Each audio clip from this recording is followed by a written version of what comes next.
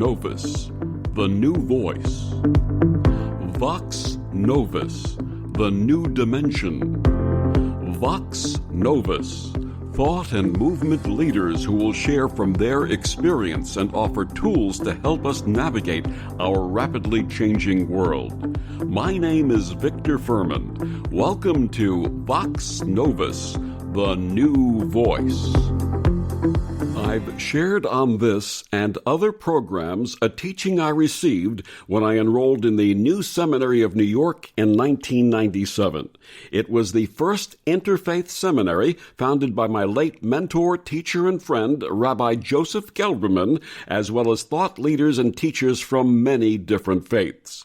Rabbi Gelberman shared with us a Hebrew expression, HaKol Beseder. Literally translated, it means everything is in order. But his sharing was that it had a greater meaning, that everything was unfolding in divine order. He shared that events may take place that we may not fully understand, that may be painful and challenge our respective faiths, but that ultimately there is a higher purpose at work. The key concept is purpose. My guest this week on Vox Novus, Rabbi Tuvia Teldon, searched for this purpose after the tragic loss of his first son. In his quest, he found meaning and purpose in all of life's challenges and circumstances. Rabbi Teldon grew up in Staten Island, New York, and graduated from high school in St. Louis, Missouri.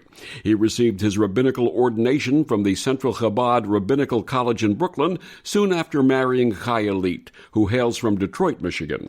They moved to Long Island in 1977 to establish the regional headquarters for the International Chabad Lubavitch movement and help build their Jewish community.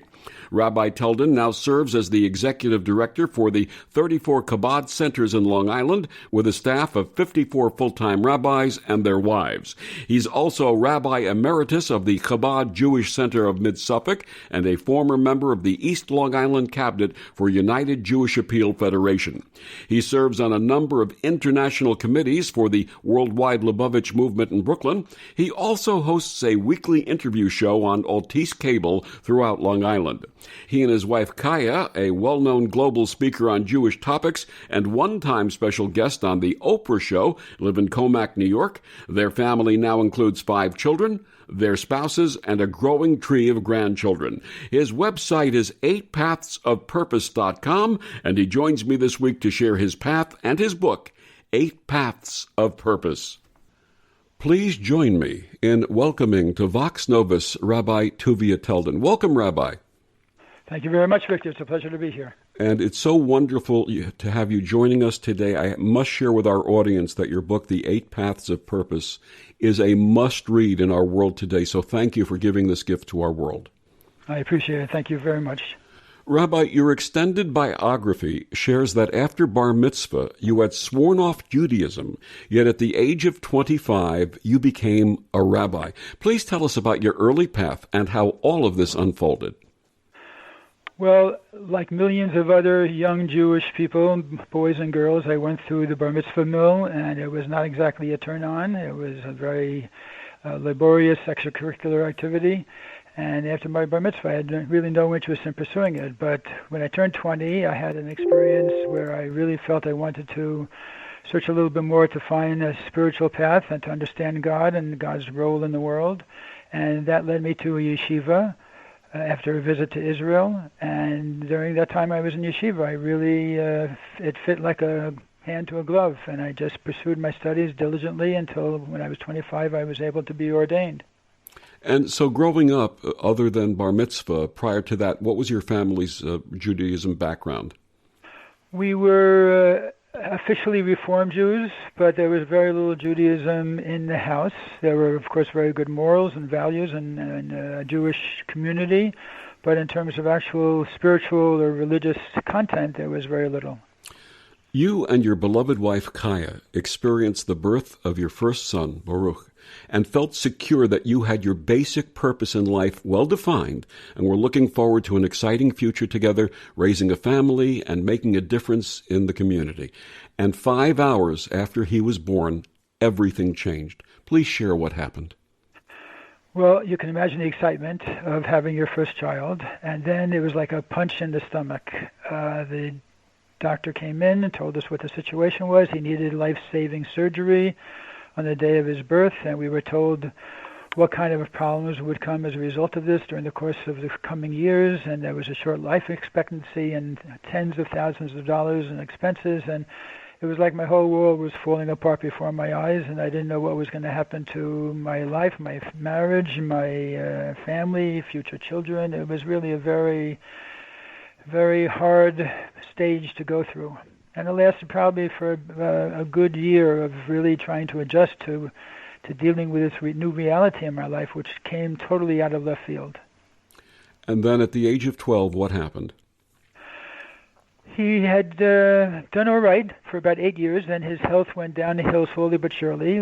By the time he was 12, he really needed a new set of lungs.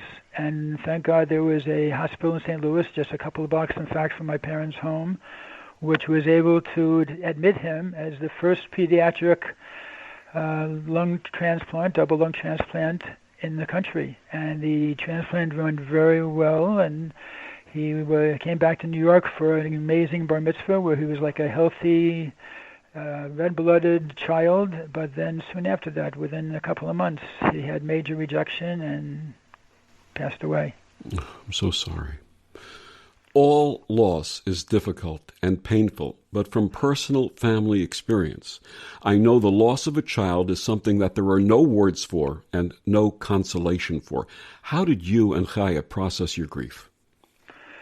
My wife and I processed it differently. I can only speak really for my processing of it, but it was a process that really started at his birth, because I felt that just for my own emotional and spiritual survival, I had to really go back into the books and try to figure out what was going on over here, because, as you said, I thought that we had things a little bit in place, although you never know what's going to happen and can come out of left field. But I did a lot of research, and so by the time he died, I was devastated, but it was not a theological crisis. It was really, by that time, an emotional crisis, and I went through the stages of mourning, and I went deeper and deeper into it. I really felt that I had to get a lot of answers, and obviously, ultimately, God is the only answer. He's the one who's running the show, and He's the one who's calling the shots, but I wanted to try to understand why things happen the way they do, and what it was meant for me, and why to my family, and why to my son, and what did this mean for my unique purpose in this world, what I was supposed to accomplish as a result of all this. The loss was the beginning of a 28-year quest leading to your book, 8 Paths of Purpose. Correct. A few months back, I had the pleasure of interviewing Rabbi Simon Jacobson, who you quote in your book, the author of Toward a Meaningful Life. Is there a difference between meaningful and purposeful, and how would you define this? Yes. In the book, I go through a number of explanations. There are many ways that we can lead meaningful lives. We can volunteer for many different activities. We can do all types of great things in the world. But sometimes purposeful is something that's really purposeful for me. I have a purpose in this life. You have a purpose. Each of us has a unique purpose. And just keeping ourselves busy doing meaningful things doesn't mean we're going to have a purposeful life. It can be very purposeful to take care of a sick family member. It's not necessarily meaningful, but it's very purposeful. And there are many activities that don't really have that type of meaning, so they don't give us that good sense of that we're really doing something nice in the world, but they are part of our purpose. And sometimes purpose just doesn't really feel that great. A mom who's a single mom struggling to be able to raise her kids and carrying 2 or 3 jobs, that's very purposeful. It might not be meaningful, and she's not necessarily enjoying day in and day out working her tail off, but it's very purposeful. So there are a lot of purposeful things in life that we just need to do. Your book is entitled 8 Paths of Purpose. What is the significance of the number 8 in the title? I really gave a lot of thought to finding paths that people could relate to that would be very personal. And I came up with these 8 paths. It's not based on any previous sources. It's just after really looking at life, and of course I deal with a lot of people and counsel a lot of people, and I wanted to find different ways that everybody could relate to having a purpose in life, and that's why it ended up being 8. And how do you define a life purpose? Well, in the book I go into the idea that really there's a DNA of purpose that each and every single one of us has. And we don't have to go looking on the mountaintop or think that we have some great purpose to accomplish by conquering some unbelievable goal that we have, but that in the mundane life and the little things in life, we can actually accomplish great things. And as a result, I focus on those items that are in our life that are within our reach. And you use the phrase, the DNA of purpose. Is this something within each human being? That's a very important point, and it's a point I try to make in the book, that there's something very unique about us as human beings. Even the most advanced dolphin or the smartest primate never thinks about what can I do to make this world a better place. What can I do to help my children have a better world than what I had? And this is an attribute which I think every human being has. And it's something so uniquely human, it's really part of our very being. And this is what defines us to a certain degree, as having a DNA of purpose, that each of us can do something to make the world a better place. Because I felt that was something that is across the board, cross-cultural, cross-religious, that all of us share, that is just part of our identity as a human being. And we have such a sense of fulfillment if we really end up doing something that's going to be meaningful. Do these purposes have to be something spectacular, grandiose, or can they be everyday? It depends on the individual. I think each of us need to do something that's within our reach, which pushes us a little bit more than our comfort zone to do something. So there are some people for whom, they have the ability to really accomplish great things, and if they didn't do that, they wouldn't be fulfilling their purpose. And there are others who, which is most of us, which really every day we work in order to be able to provide for our family, to be able to have financial security, to keep ourselves healthy, to keep ourselves out of trouble during the pandemic, to be able to raise our children in the proper way and have a good influence on our community and be able to help people that we meet during the day with acts of kindness and so forth and so on. So all of these things are really ways that each and every single one of us can rise to the challenge of fulfilling our unique purpose in life. Now, that's on an individual, a personal level. What about in terms of companies and corporations? Can they have a purposeful existence? Definitely. In fact, these days, it's become a very popular theme amongst many companies. Many studies are being done by Harvard Business School and by others to see how employees, when they feel that they're doing something meaningful, they're not just increasing the bottom line for the shareholders or for the CEO, but they're doing something where they're contributing to making the world a better place. It makes a big difference as far as retention and as far as their energy, their enjoyment of their position, and their sense of fulfillment by working. The example I like to use, which is a very basic example, you have Old Dominion, which is it's a shipping company. I mean, you think, okay, what purpose can a shipping company come up with? But they came up with an approach where their slogan for the company is we help the world keep its promises. So every person who's on that staff who's pushing those boxes around feels like, I'm really doing something that's making the world tick, that's making the world a better place, and I'm helping people wherever I can in order to be able to fulfill their promises. It just adds a dimension onto those 8 hours of the day in order to be able to make it more fulfilling. And what about those who have achieved tremendous financial success in life? So sometimes that can be very challenging as far as figuring out a purpose.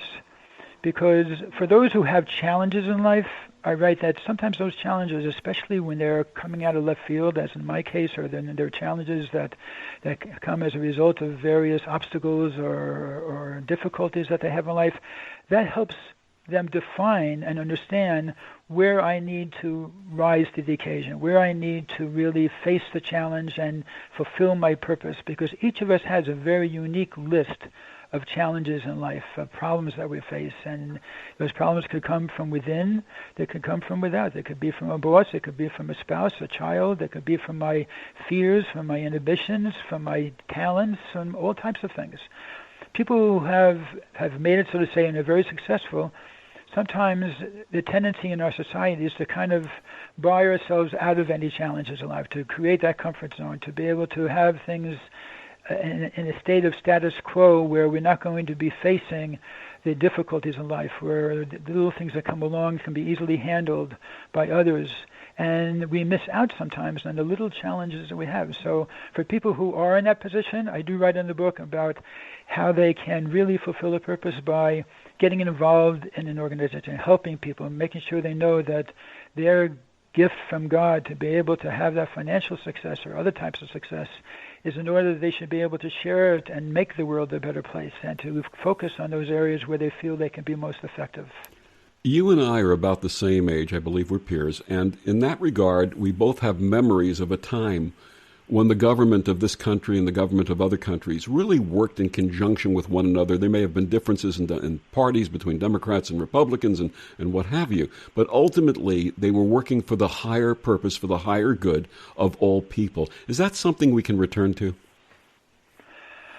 I think it's going to take a major adjustment. In a certain way, what's happened in the last year with COVID is a rebooting, and if we really take it as a rebooting, I think a lot of us, not all of us, but I think a lot of us could really, on a personal level, keep that focus in mind and reboot to that new normal of realizing that we're all in this together. And as with COVID, we realize that we really are all in this together, because people from all walks of life and all political viewpoints and all nationalities and religions were all affected equally by this situation. So I would hope, and that would be really my message to people, that when they look at their lives in the last year and they look at what they want to accomplish in the future, that they don't just look to go back to the same normal. They really look to create a new normal, and that normal hopefully will include what you're talking about. Why do you think it takes an event like COVID or a 9/11 to bring people to their best and then sort of forget about it?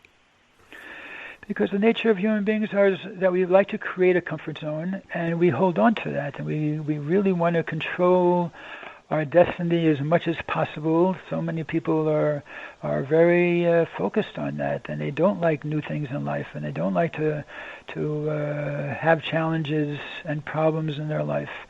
So the nature of a person is just to return to that kind of state of mind, and they get the message for a short time, but unfortunately the message eventually wears down when people's nature returns back to that comfort zone.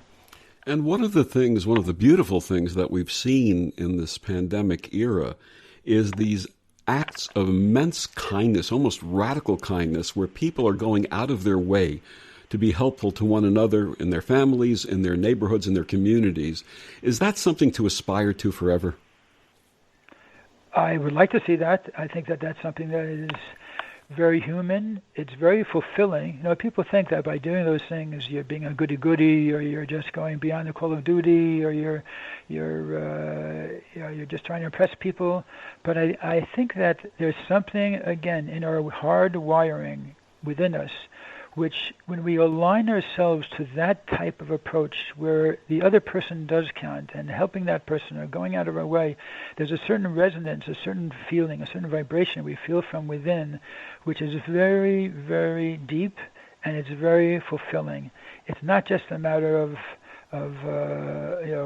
going out and doing something for somebody else just because I want to do a good job for them. It's because we really feel aligned with something deeper in our lives when we do that. So I hope that those people who did do those things, and particularly our health professionals who really went totally beyond, and other first-line people who really went beyond the call of duty, that they will not just return back to the old normal, but they'll say, you know what, I really felt a sense of purpose that I haven't felt before in years. And I want to continue that sense of purpose because it really felt good from the inside out.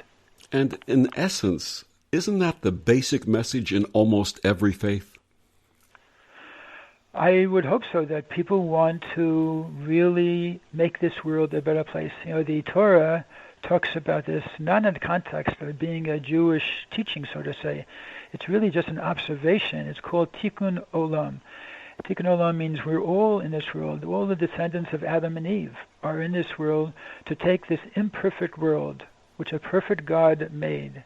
And it was deliberately made imperfect in order that we, his imperfect creations, should be able to spend our lives and do our individual tasks and contribute in our unique ways to try to perfect this imperfect world. So that's a message for everybody, for all of humanity, and I would hope that all religions would in fact be based on that, because that is something we all have in common. Absolutely. My guest. Oh, this is such it's something that I'm feeling in my heart as we're discussing this right now, because I'm grounded in that belief also that we all have to do this together. We are in this family, and we're here to perfect, to heal this world. So thank you so much for sharing that message. My guest, Rabbi Tuvia Teldon, his book, The 8 Paths of Purpose. Rabbi, please tell our listeners where they can get your book and find out more about you.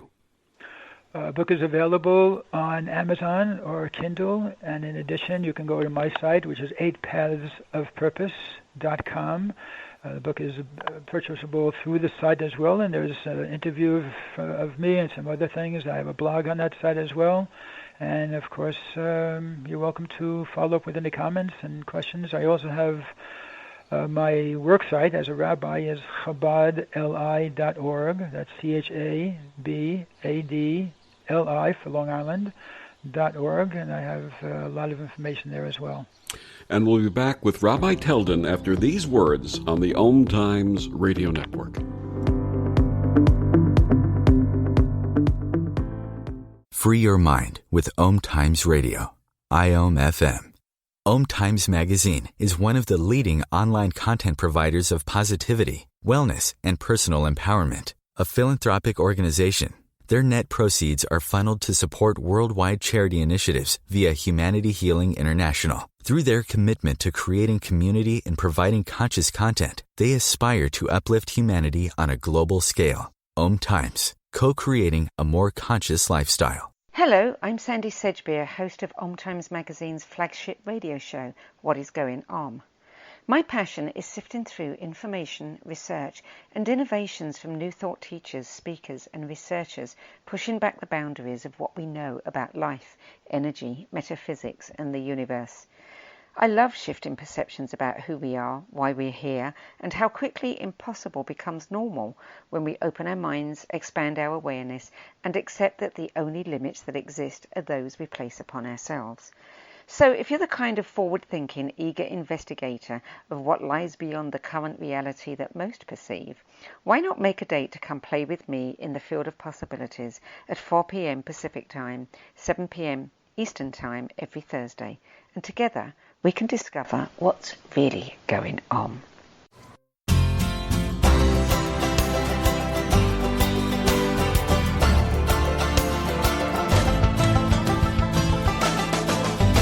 Back on Vox Novus, my guest this week, Rabbi Tuvia Teldon. We're talking about his book, The 8 Paths of Purpose. So in your book, we talk about the 8 paths. The first is making the world a better place. How may the average, everyday person do this? So making the world a better place is something that I think each one of us can do. There are 2 parts to making the world a better place. The second, or I should say, one of the other paths is making our local community a better place. So there's the aspect of just being involved and volunteering in the PTA, as a volunteer fire person, of doing things in the community, cleaning up in the local cemetery, little things that each and every single one of us are able to do. On a larger scale, as far as making the world a better place, when I give to a charity that's saving the whales in Alaska or helping indigent children in Peru or doing something like that, or get involved with politics, and I want to do something that's going to have a larger ripple effect as far as being able to do something more than just my local community. So in our democracy, there are many opportunities that we have where we can actually have that effect. And it doesn't have to be the quantity. We should work in such a way and aspire to have as best and as good an effect that we can have. Doesn't mean we give away more money than we can afford or more time than we can afford, but at least we know that we're trying to fulfill our God-given potential to do what we have the ability to do to make this world a better place. Let's talk about that for a second in terms of the local community. Is there a feeling that we get? Is there a way that we can viscerally express and experience when we have that calling to that purpose? I think that very often people who do get involved in local issues do feel somewhat of a kindred brotherhood with whatever cause they get involved in. Otherwise, they're not going to be volunteering their time for something that they don't feel inner connection to. So you might feel a connection to one thing, and I'll feel a connection to something totally different. And there's a reason for that, and a purpose for that. And we're not all mass-produced in a way that we're all going to be interested in being on the PTA. So I think there's definitely a pull that certain organizations do have for us. What I would like to suggest is that when people do feel that pull, that they don't resist it. I think some people resist it, or they make excuses for themselves, or they say, oh no, that's not for me, or if I'm going to go, I don't know anybody there, or so forth and so on. And so sometimes we have to be a little purpose brave, so to say, as far as saying that, listen, I want to fulfill a purpose, and I need to be there at that time in order to be able to explore what this is about and see if it talks to me. And if it does talk to me, I know that's where I belong. Let's share a little bit more about what we just discussed. In my life, in my experience, and I shared this with you when we spoke offline, there's been a number of wonderful synchronicities. And when I say synchronicity, I'm talking about the expression synchronicity means a meaningful coincidence, something that has no causal aspect to it, but brings you in touch with someone or something that delivers a message or brings some type of connection to you. When you do that, you have three choices. You can either act upon it, you can file it away for some later time if you don't feel it requires an immediate response, or you can forget about it completely. And I've found in my own personal spiritual path that every time that I've resonated and acted immediately, something wonderful has happened. Is that something available to each of us? Interesting. I'm glad you brought that up, because we believe in something called Hashgacha Pratis in Hebrew. Hashgacha Pratis means divine providence in a very detailed manner. In other words, that God is involved in our lives, and that the things that happen to us are not just by accident or by meaningful coincidence. That when we encounter somebody, let's say on the bus, or we sit next to somebody in the restaurant, or we're involved in something that happens all of a sudden, or somebody comes to us to ask for help in a time and a place where perhaps we weren't even expecting them and we're not really prepared. But we should really look at these opportunities that we face during the day as just that, opportunities. They're not just chance encounters, but each one of them is perhaps God's way of sending us a little tap on the shoulder and saying, this is something I'd like you to pay attention to, because there's something in your soul that gives you that tool that's needed to fix this particular situation, to improve it, to heal it, to raise it, to elevate it, whatever it might be. And that's sometimes the reasons why we are where we are, why we meet who we meet, why we work with who we work with. And when we start to infuse that sense of purpose, that what I call the dimension of purpose, into the encounters that we have, not only during the day, but also in our larger life as far as the long-term relationships we have, they take on a different meaning. They look a little different. They feel like, if I look at this with different glasses and look at this situation from a purpose perspective, it's going to look a little different. And somebody might make fun of me, might laugh at it, might think it's childish, or it's you're not in touch with reality. But I agree with you. If a person does pursue them, they will find that it does open up doors that they never thought could be opened before. Not all the time, but enough times I think that it will definitely help us to have the inner strength to pursue that a little more willingly. And also, when, in my personal experience, and I can't speak for others, but every time that I've accepted that open door, every time that I've acted upon that which was presented to me, there seemed to be a natural flow. It seemed to be, as you say, God's plan, preordained, and just so simple. It was not difficult. It was not an obstructive process. It was a naturally flowing process. Interesting. Well, first of all, I must say that you're very blessed to be able to say that and to be able to actually experience all of those encounters in the way that you do. I think, unfortunately, especially in our society, our very security-conscious society, we're always somewhat suspicious of new encounters or people that we don't know or strangers and situations that we're not used to. And that's very unfortunate because in a certain way we're cheating ourselves out of new horizons, new emotions, new feelings, new knowledge, new acquaintances that you never know where all of those new things could lead to and how they could better our lives and how they could open up new doors. So I would definitely encourage people, of course, not to do anything that's perhaps compromising on security, but to make a small experiment in their lives and try the next time a quote-unquote a synchronization or a coincidence or something happens that catches their attention, instead of perhaps having a knee-jerk reaction to say, oh, no, I'm not interested in this, I want to keep the status quo, and I know who that is, and I'm afraid, whatever the situation might be, but instead to try it out and take a taste and put your toe into the water and see how it tastes and where it goes, and you might be very pleasantly surprised.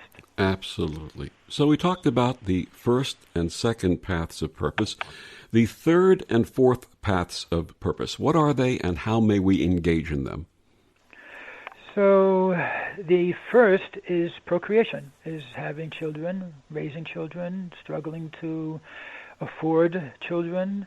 And I put that in there because I think that's probably one of the most purposeful things we can do, is to really bring a new generation into this world. It could happen through adoption. It could happen through many different ways. Unfortunately, not everybody is blessed with children, and of course, in such a situation, it's very difficult. And there's some people who decide they don't want to have children, and it's not the only path. It's just one of 8 paths, and I'm not critical of people who make that decision for themselves for whatever reason. But I think that when people realize, and incidentally, interesting enough, even according to the biologists or evolutionists, this is in their mind. In a non-deistic world, this in their mind is the purpose of humanity, is really to procreate and to continue the species. So it's really very much built into our wiring. But I think that for people to know that raising our children is not just status quo, it is really such an important part of our purpose, and the values you give that child and the way that you educate that child and the way you raise that child and the events in their life, even in disciplining the child, if you feel that I have a purpose in raising this child and making sure this child is very capable of in turn raising their own children and fulfilling this purpose path, I might deal with it differently. I might have a different way of educating them, of talking to them, of being able to teach them, of really being the parent that I feel I need to be if I'm doing this as part of fulfilling my purpose. It's really an inspiration, I hope, to go beyond knee-jerk reactions in parenting, which is all too common because many of us are just overwhelmed by life, and it's very difficult to have all the responsibilities that we have in raising children. The fourth path of survival is really just making sure that we stay healthy. And of course, I wrote this before the pandemic started, but it's making sure that we're healthy and that we have financial security, which are in and of itself very important purposes for us to fulfill. And nobody should think that that's just a trivial part of my life. It's a necessity. It's a means to an end. It's just getting the first base, and then everything else after that is going to be maybe fulfilling a purpose. No. that is very purposeful. And if sometimes we're in situations where we have to take care of our own survival before we can really even think about going out into the world. I put an example in the book about a young man who unfortunately had been abused by a family member as a young child, and he needed to really go for heavy-duty therapy before he was even in a position to think about not only procreation, but think about how to heal the world. He had to heal himself first. So these are all situations where we really need to look inside and look at ourselves and see how we can make sure that we're fulfilling in a positive way with energy, with enthusiasm. We're not just surviving, we are not just existing, we are really fulfilling a purpose by doing what we do to stay healthy and to provide for ourselves and our family.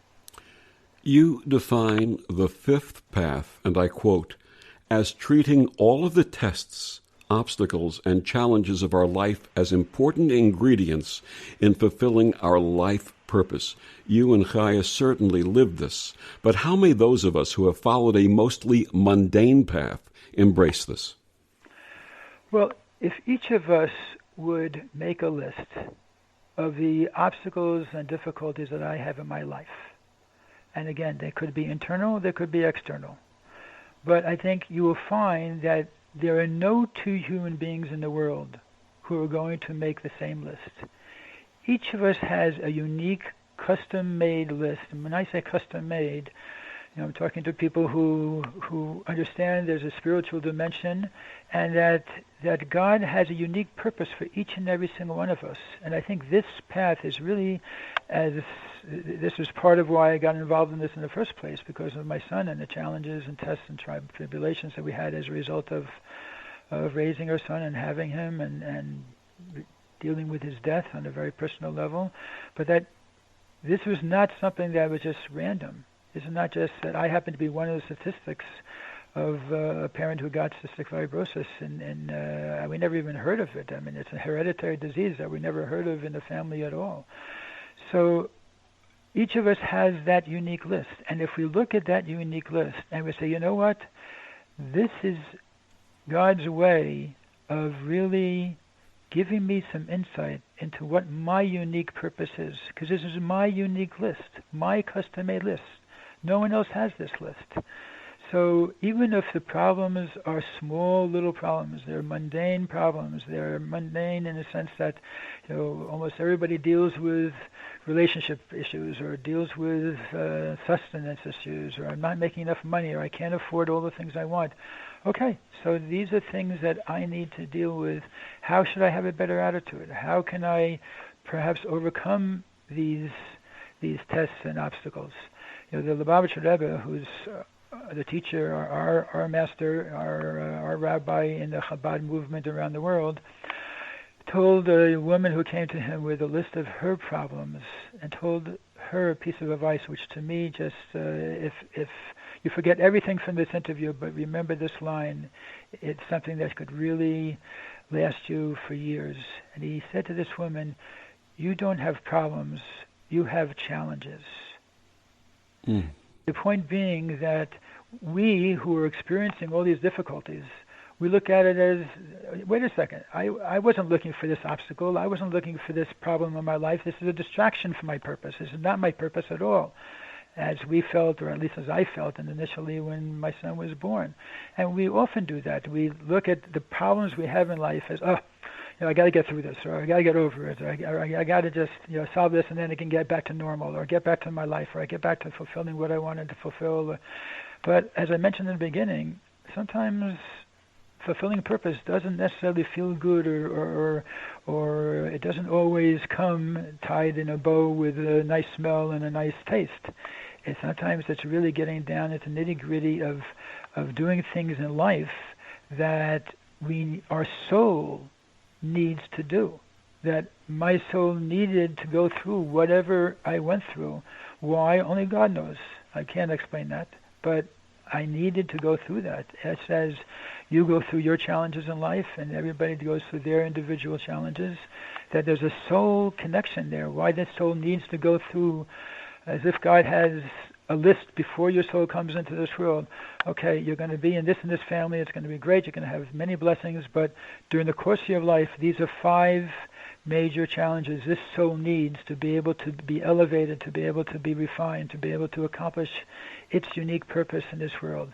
And that really defines our uniqueness to a great degree, is how we're able to face those challenges, not obstacles, but those challenges in life, and also how we're able to develop our talents, our opportunities, our good aspects, our good qualities that we've been gifted with, whether it be through our environment or through our upbringing or through our genetics, that we all do have certain gifts also, that those are things we need to develop as well. So I think it's a very, very important part of life that we too often look at as a obstacle, and we should really redefine it as a real opportunity for growth.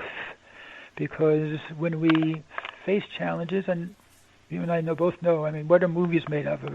A movie that's made of a person who has no challenges in life is not going to go too far. It's not going to be a best-selling book at all. With just stories of how a person just lives a life on $2 billion and spends it all by the time they finish this life. Okay, great, but it's not really dramatic. It's not exciting. There's no growth involved necessarily. There's not a person stepping out of their comfort zone and being forced and pushed to be able to become somebody better than they were beforehand, and being able to overcome those obstacles and still holding their head high and strong, and being able to really make a contribution to their environment as a result. That's when we really see our personality, and that's when our biography really takes on an extra dimension, where it's this is a person who really filled their life with meaning and with great accomplishments and fulfilled a meaningful purpose.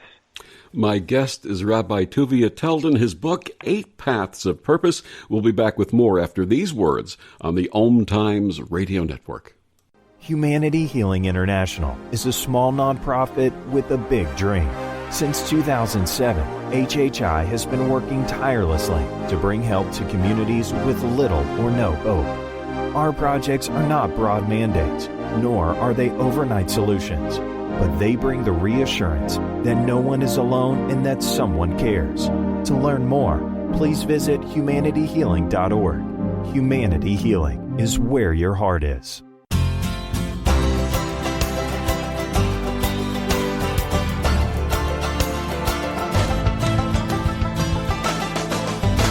Back on Vox Novus, my guest this week, Rabbi Tuvia Teldon, his book, The 8 Paths of Purpose. The 6th path in your book, 8 Paths of Purpose, is inner change. What are some of the tools of inner change? So this part of the purpose path is very important, because we all have complicated interiors. We all have childhoods where we have sometimes great experiences, sometimes some difficult experiences, sometimes some very paralyzing experiences, sometimes very uplifting experiences.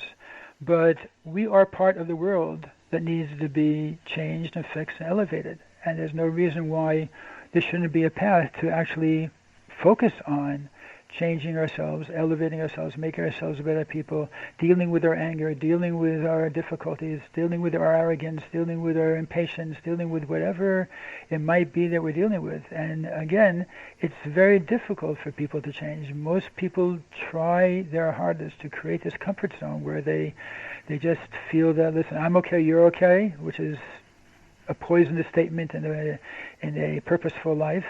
And they feel like, just accept me for who I am, and this is where I'm at, and that is not acceptable in a life of purpose. I don't mean not acceptable in the sense that anybody would reject such a person, but I'm just saying, if a person aspires to really make the world a better place, they really need to take an honest look at themselves and say, what is it within me that also needs to become a better place? As I mentioned before, you can have a child who suffered from abuse as a young person, who really has to go through a lot of inner turmoil, a lot of inner change in order to be able to look outward in order to make the world a better place.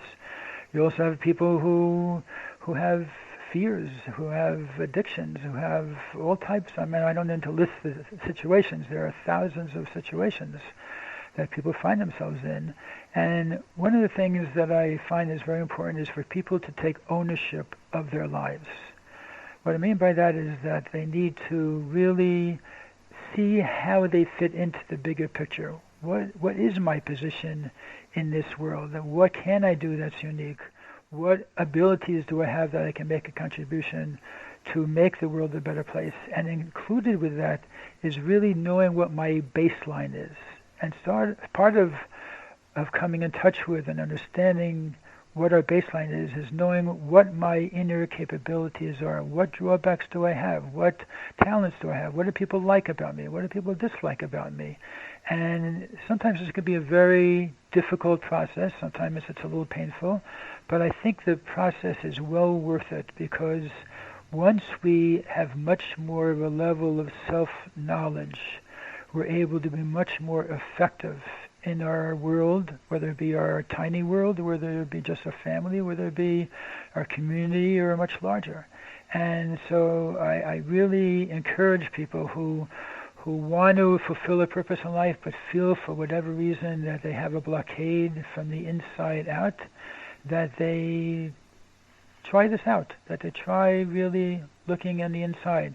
You know, a lot of people are afraid of the word purpose because they don't know who to trust, and they don't know, you know, there's so many people around that tell you your purpose is this, your purpose is that. I wanted to, when I first sat down, so to say, to try to figure this out, I felt like, you know, there is a purpose for all of humanity. That's something that is a basic premise of every religion, and for Judaism for sure. But it has to be something that is not coming from the outside. It's something coming from the inside. Something that I don't need anybody to convince me of. It's something that I can feel in my guts, and I don't need any sage out there telling me what my purpose is. So this purpose of feeling that I want to make the world a better place, I want to make it better for my children, better for my community, I want to leave my mark on the world, so to say. This is something that all of us can trust. But if we're not in touch with that, if we're, for whatever reason, afraid to come in touch with that, there's a blockade going on, perhaps emotionally, perhaps intellectually, perhaps in other ways, that is stopping us from feeling that freedom to connect to a sense of purpose.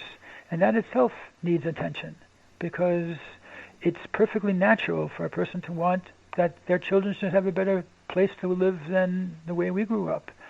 And if we don't feel that, there's something we need to do to try to explore what's going on the inside. So that's really the sixth path of developing those tools, getting help from people, talking to our confidants, maybe going to a counselor, a therapist, a life coach, somebody who can help us to target and pinpoint, you know, what it is that I can do to contribute in a safe, healthy, well-rounded way to making this world a better place.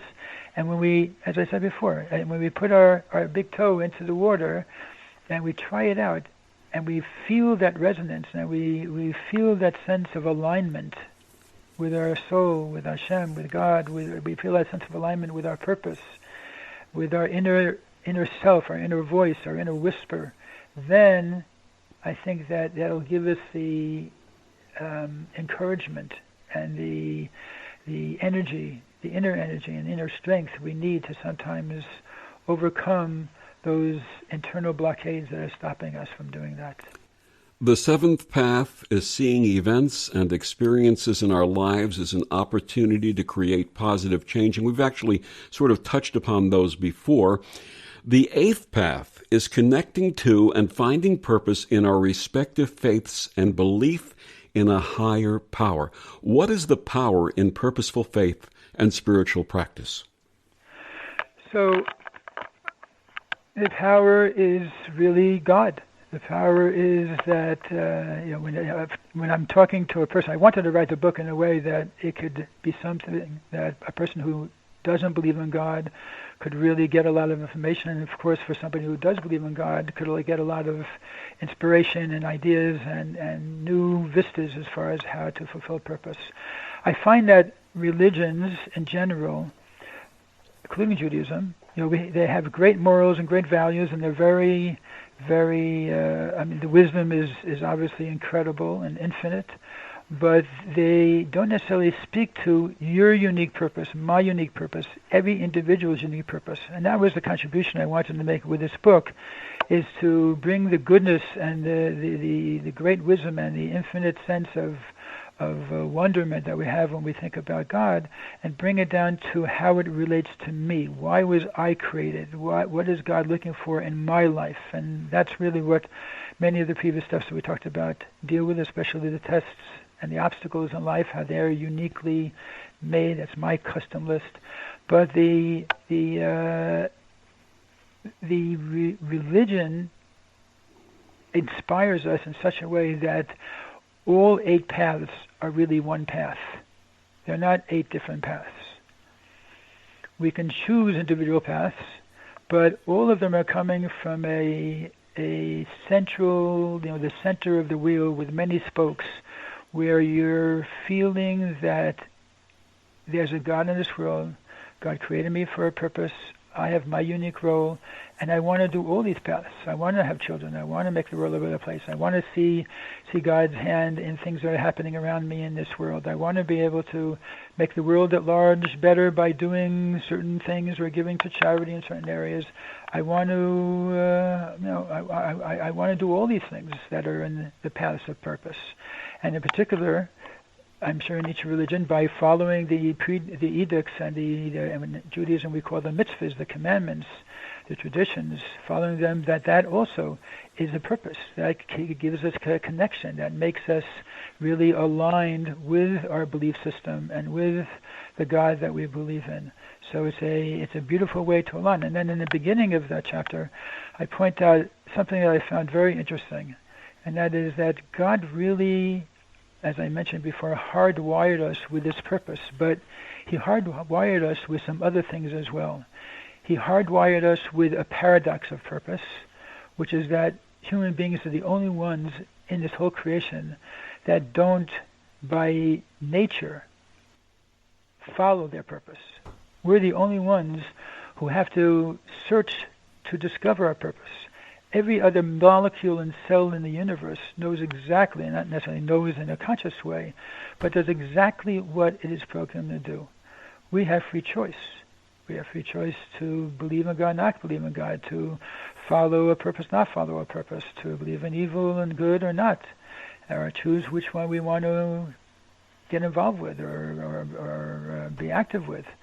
So that's also a godly creation. That God created us with that type of free choice. And God also created us with that sense of fulfillment that we get when we are aligned with a purpose, that we do feel that sense of connectivity. And that's something I think is also a godly creation, that we're able to really feel good about what we do and that we are internally connected, because even though the rest of the universe is doing exactly what their purpose is all about, but they're not feeling some inner sense of fulfillment when they actually do that. They're just doing it because that's what they do. That's what they're programmed for. When we choose to do something that's purposeful, and we feel that inner sense of alignment and that beautiful sense of fulfillment, then that's a godly gift as well. And I think that all combined, it really creates a beautiful scenario that gives us a sense of, wow, God just created this incredible world, and I want to be part of it, and I want to make it as beautiful and as uplifted and elevated and as I possibly can, and go out there and fix all those things that need to be fixed, or help all those people that need to be helped, or contribute in one way, whether it be by doing a good act, paying forward, or be by just helping somebody I meet on the street, because it's all part of really fulfilling a much bigger purpose. And our Jewish belief, and I suppose in other religions it's the same as well, when we do that, we are making God happy. We are giving God a sense of nachas, a sense of enjoyment, of fulfillment, and to a certain degree, whatever that means in a godly, supernal, spiritual level, that we are causing favor on high because God, who created this world with so many distractions and so many things going on, nevertheless, there are people in the world who really are focused on doing something so purposeful that really, in a certain way, is the purpose why God created the world in the first place. And hopefully it all lead to the era when we will have, as our prophets say, when all the negativity, all the evil, all the pain, the suffering, the tears, and the mourning and the grief will all be wiped off the face of the earth during the Messianic era, and we'll have everybody will be aligned with this purpose, and everybody will be aligned in a way where they will feel that energy of how God wants this world to be as a gift to each and every human being. The wisdom of Rabbi Tuvia Teldon, his book, 8 Paths of Purpose. Rabbi, one more time, please tell our listeners where they can get your book and find out more about you. So the book is available on Amazon and Kindle, and my website is 8pathsofpurpose.com, where there's a little more explanation about the book and an interview and biography and some book reviews and my blog and other things like that. For my professional life as a Chabad rabbi and a leader of Chabad here in Long Island, my site is Chabad LI, which is CHABADLI for Long Island. .org, and you're welcome to email me at rabbi@chabadli.org anytime. If you have any questions, I'm happy to do what I can to help bring purpose into the world to whatever degree I'm able to do that. Rabbi, thank you so much for joining us this week and sharing your wisdom. My pleasure. And thank you for joining us on Vox Novus. I'm Victor, the Voice, Fuhrman. Have a wonderful week.